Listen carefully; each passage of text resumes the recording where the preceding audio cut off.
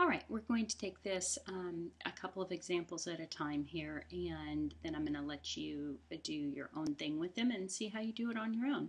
So we're going to be adding and subtracting rational expressions with unlike denominators. So I'm going to do the first two examples for you, then I'm going to show you the fifth one that you can't see right now, and then I will come back in a bit of a longer one and do the last three, and hopefully you will have already tried those on your own at that point in time.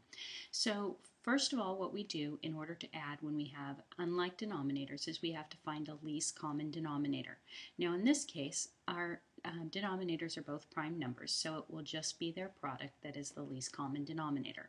Now I capitalize B's because B's, when you write them, tend to look like, excuse me, they tend to look like a 6, so I don't like to have them as those lowercase b's. So I'm going to build my higher terms. So my denominator here is missing a 5, and so I'll multiply times 5 here. And so this is going to give me 75a, and this is all over my least common denominator. And I tend to write that as least common denominator, so number one, I don't give myself writer's cramp, and number two, I'm not tempted to do any canceling because that can definitely happen.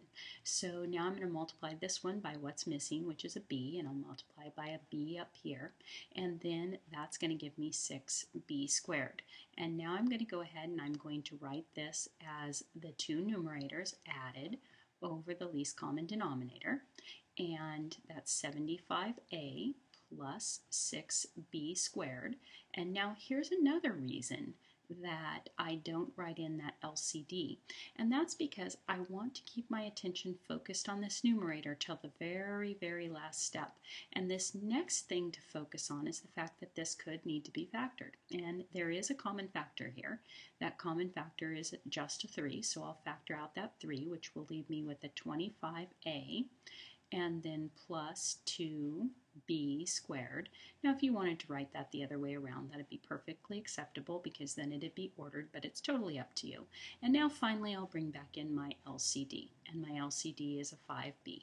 And you see there's nothing that cancels, but in an intermediate algebra class, that's the way that answer should be written. It should be written as a factored form, and you never know until you've factored it whether anything's canceling, because we're not as good at seeing with polynomials when there's factoring and when there's not.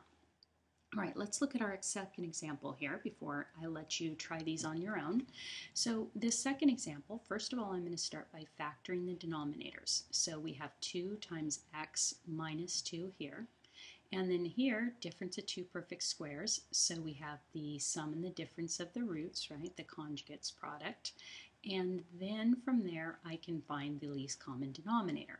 So my least common denominator this time around is going to be a factor of 2, a factor of x minus 2, and a factor of x plus 2. Make sure that you didn't think that we were going to put in 2 factors of x minus 2, right? Because it's not 2 factors of that. Now I'm going to build the higher terms. So I'm going to build the higher terms to the least common denominator, and you see I'm just going to write LCD down there. So what's missing here is an x plus 2 to make that LCD. So an x plus 2 there, and I'm going to multiply it by an x plus 2 here. Now remember, I'm going to multiply this out, distributive property, so that this is going to look like 13x plus 26. And then plus, and then over here I'm again going to write the LCD, and then what's missing here is just a factor of 2, so plus the 2x here. Now I'm going to simplify the numerators by adding those, so 13 and 2 makes 15 x's plus 26, and when I investigate those I see there's nothing in common, so I can't factor it at all, so I'm going to rewrite in my least common denominator, and then I'll see once I get this written in that there's no canceling that can happen, right? Because there's no canceling in addition, the numerator is still an addition problem, and that will be my final answer. All right, so now let me scroll this down so you can see the very last problem here, the part E that was missing, and you write down C, D, and E and see if you can do those on your own, and then come back and watch my video and see how you did on those.